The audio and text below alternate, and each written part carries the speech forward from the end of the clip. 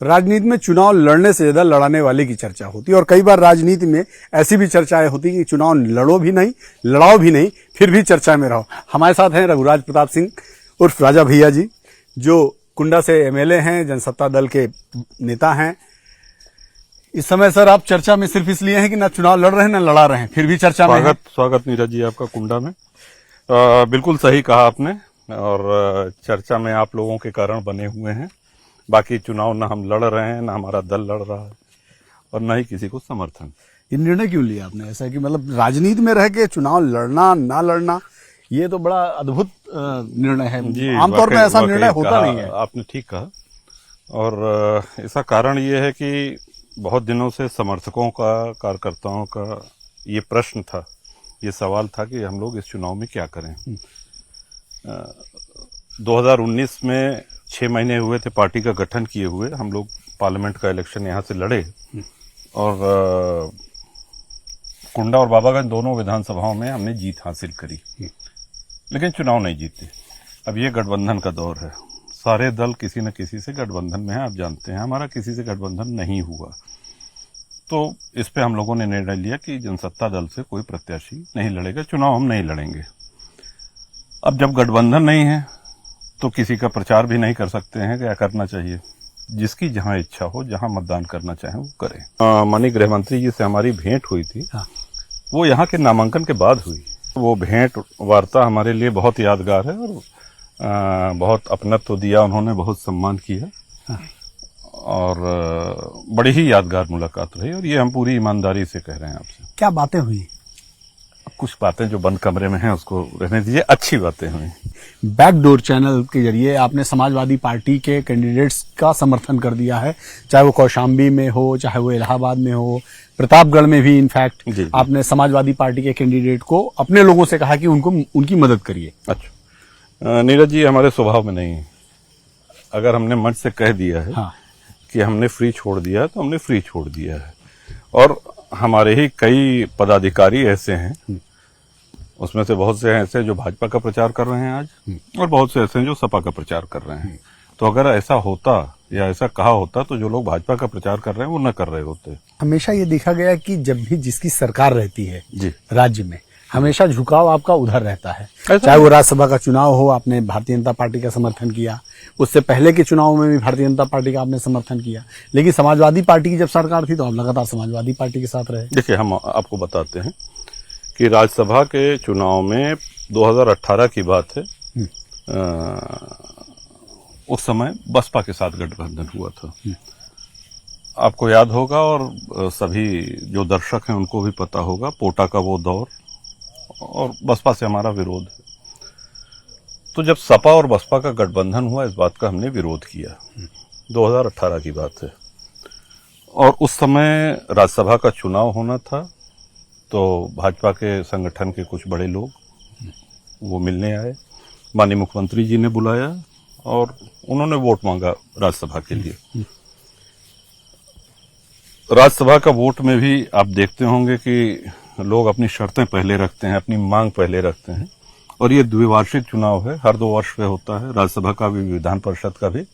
तो हमने कोई शर्त, कोई मांग नहीं रखी, कोई इच्छा, कोई नखरा भी नहीं दिखाया, और हर 2 वर्ष पे राज्यसभा में भी और विधान परिषद में भी भारतीय जनता पार्टी के पक्ष में मतदान करते रहे। लेकिन उसके बावजूद भाजपा आपको अपने साथ क्यों नहीं जोड़ती है, या मतलब क्या कारण मानते हैं इसको? क्योंकि हमारी जो जानकारी है उसके अनुसार आप चाहते थे कि भारतीय जनता पार्टी के साथ गठबंधन हो जाए लोकसभा में। देखिए, कुछ सवाल ऐसे हैं जिनका उत्तर हम नहीं दे सकते हैं कि वो क्या चाहते हैं, वो क्या मानते हैं, तो ये तो आप उनसे पूछें।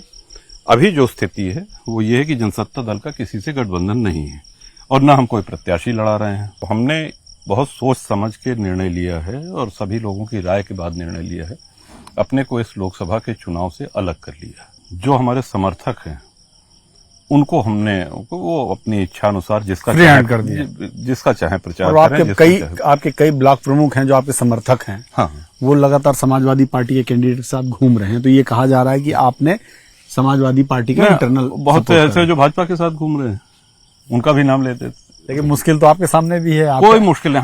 आपका कैंडिडेट नहीं है यहाँ पे। हाँ, देखिए। समाजवादी पार्टी और भारतीय जनता पार्टी, बहुजन समाज पार्टी के पास कैंडिडेट है।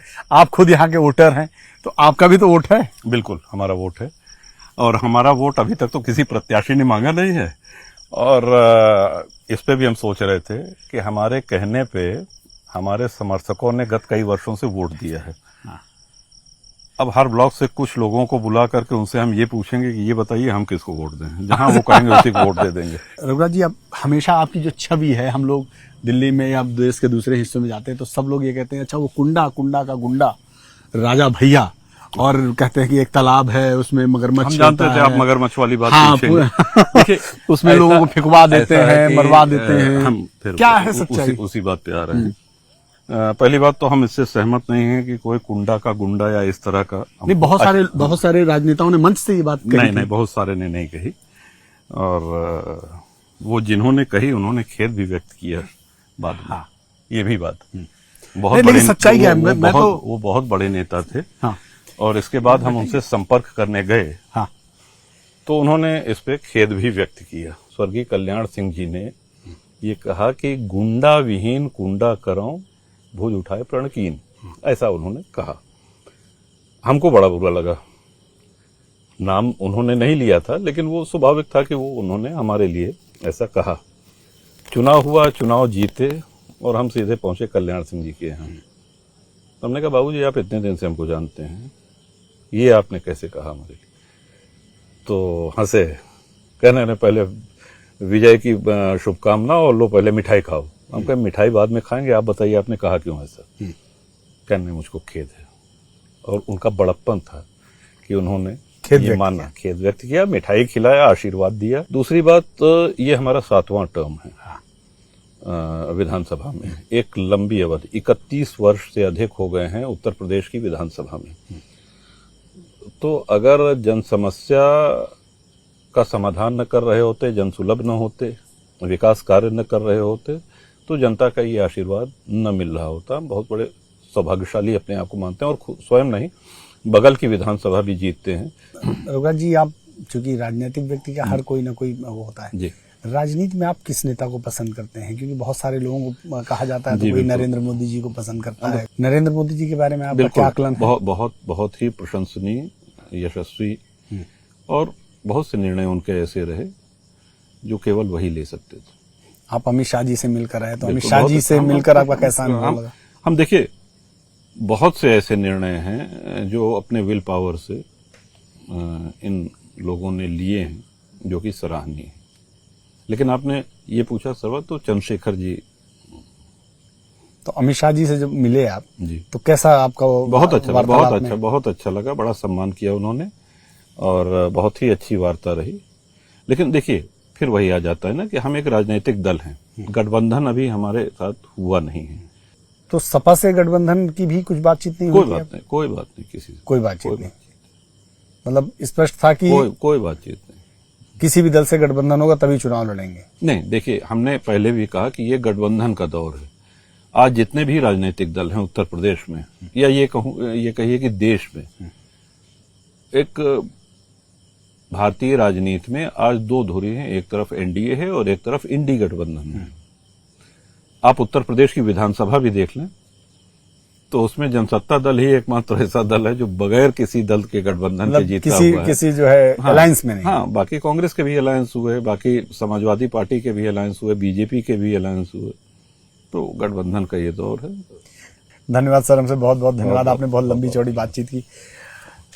रघुराज प्रताप सिंह जी हैं, जो कुंडा से एमएलए भी हैं, जनसत्ता दल के नेता हैं, बहुत ही चर्चित नेता हैं।